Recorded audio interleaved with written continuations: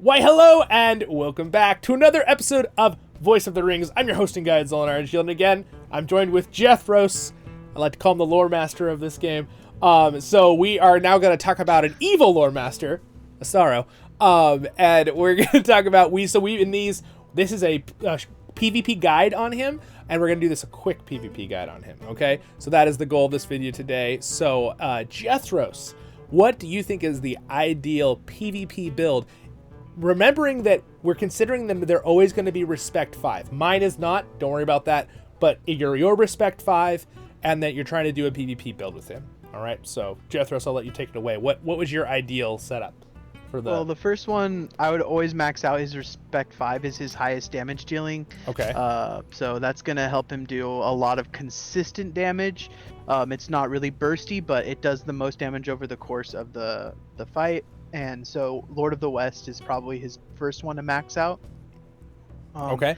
And then I would, you can almost interchangeably choose between Ringwraith, his respect 3, or Spell Seeker. So these two are interchangeable. The benefit of Ringwraith is it's going to give you early round burst damage, which is especially good against weakening troops and doing damage to troops.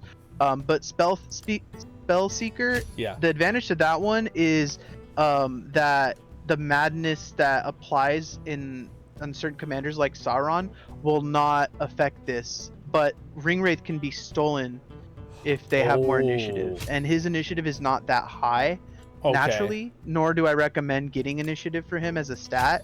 So sometimes it's safer to go Spell Seeker, so that you don't get that main buff completely stolen. Sometimes I'll even go 5 and 5, because if you look at Nazgul, the Ringwraith skill, it gives the 200 poison at level 5, and so that's a good little power spike there. And so then I kind of split the difference, because Spell Seeker at level 5 gives you a little bit more focus. So it just depends. You can do whichever one you prefer. It's all pretty good, but Ringwraith technically does a little bit more damage. Got it. Okay, sounds good. And then which is called Nazgul now, I guess, for the record. Why did they change the name? Yeah, that's weird. I liked Screech, Nazgul Screech, or whatever it was. So when it comes to we're assuming too that you're going to probably be, up to level 40, 41, 42, because it is kind of hard to get your commanders up higher. So as you get enough points, and your respect 5 and your let's 41, by level 41 you can have the 2 trees maxed, so they could split this and then maybe just slowly add points into either kind of thing, right? If they are past that. Perfect. And we're not even going to talk about the undead stuff, because that's not that great. It's unfortunate. So now let's go straight into talking about his preferred stats. So now unfortunately I don't actually have him in my thing, so I can't look at his stat board, but that's okay. What is his preferred stats? We usually been doing an order, and then we follow that with the items after for everyone watching. So his primary preferred stat is commander damage. Okay. Oh, there I can see. And then focus. All right. So you're going to go with the commander damage one, and then you're going to go with the focus one. All right. So basically, you're blowing people up with magic. Got it. Yep. Anything else? Initiative is just too low to worry about, kind of thing. Yeah, that's the thing, is his initiative is too low generally to worry about.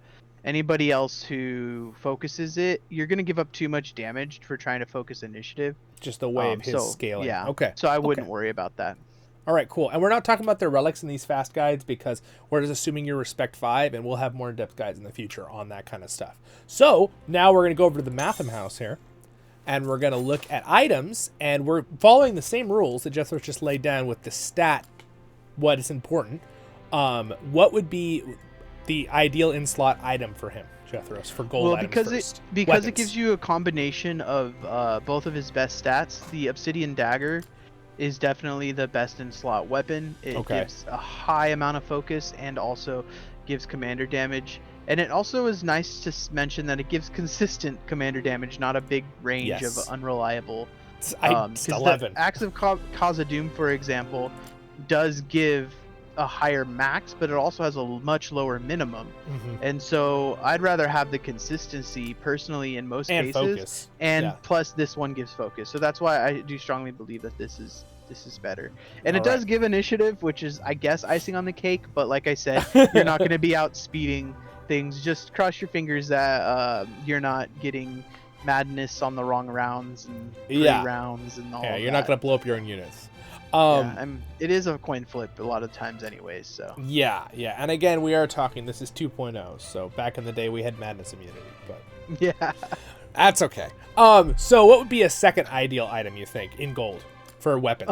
A second ideal item would probably be the Reach of the Rittermark, because it does have focus and commander damage, or which is just probably my favorite looking weapon in the game, is that awesome whip over there. the fire whip. I'm talking about the other one. You guys get what I'm saying. Fire whip. The blazing tongue.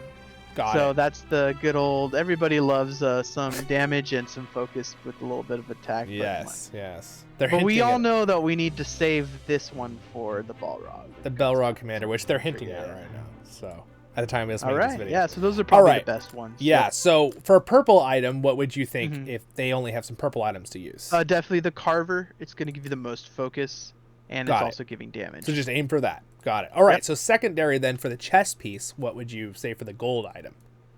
So for the gold item, it would be the Protection of Numenor, the undead plate armor. I will find it. Eventually we will There we go. This one, yeah. The Protection of Numenor, yep, max focus there, 16 focus at base, and there's no damage on chest pieces. It's only health, commander So health, that's pretty much the ideal one. They have another one that has focus and damage, maybe, right? Yeah, the Great Plate of the East is probably the second best in slot. You see, I totally know my It gives 13 focus. Yep. There it is. Okay, cool. So, and then with purple item, if they only have a purple item, they'd probably want, like, the Goblin? Right? This one they would want the trying to remember which one it is. Nope. That's focus. That one. Oh, that one. Hunters. I'll find it. The Hunter skin. I can never remember the name either. I just would look for furry armor or shoulder pads, and I'm like, yeah, that's the one. Furry means focus. Okay. Yeah. All right, sweet. So that's kind of the purple item chest piece you're gonna look for. So then with helmets, what would you say the ideal in-slot helmet would be? The ideal in-slot helmet is the Gray Wizard hat. Okay. And a nice backup is probably the helmet that has the leaves on it. Got it. Call of the Forest, yeah. Cowl? So, is it cowl? It's probably cowl. Yeah, it's interesting. It's a weird word. I'm trying to remember if there's any other ones that have high focus. Focus and initiative. But I think that one's the best. These other ones aren't really buffing your initiative. Probably the best one. Focus very much. Yep, I think that's the best. Of course, we'd love to hear your. You guys want to throw in a comment on what you think with an item? Feel free. So and then helmet probably, I'd assume the bone mask, right? You for got purple. Okay. All right. So then, when it comes to the gold accessory, what would you recommend? For the best accessory, it's going to be the fine smoking pipe. Okay. That one's going to give you the most focus. Focus and nice damage. And it does do damage as well. So yeah, that's probably the very best one. Signet of the Barrows is the second best. Got it. Definitely. All right. Sounds good. And then accessory, what would you think the best probably accessory would it still be this one? No, that's attack. The Wizard Firework isn't as good here. It would be the harp. That would basically be the best one. Unit. With, okay. 6 focus. All right. There's no purple accessories that give commander damage. I believe they all either give commander health. Got it. Okay. All right. Cool. Well, awesome. Thanks so much. And we're just not even going into blue because this is a PvP video, and you really should be trying to use your purples even if you're a free-to-play account for PvP. And then for the last thing, now that we've covered those for you, and again, if you're enjoying this, don't forget to like and subscribe before you head out. But items, I would ask with the effects of the set bonuses, what would you say is one of the ideal set bonuses for him? Well, Cestaro is doing mainly focus damage, so you can do the Lore of the Arcane. It's a really great one. Okay. But he also does pretty well with Perseverance. Oh, okay. Because his R5 just does consistent damage throughout the whole fight, and that will stack up that damage pretty well. Okay. The last thing that you can mention is if you are doing Ring Raid? the Nazgul Ring Raid, then you Nazgul. can potentially take War Cry. War Cry and for that do early. a nice Okay. early rounds damage with that. Okay.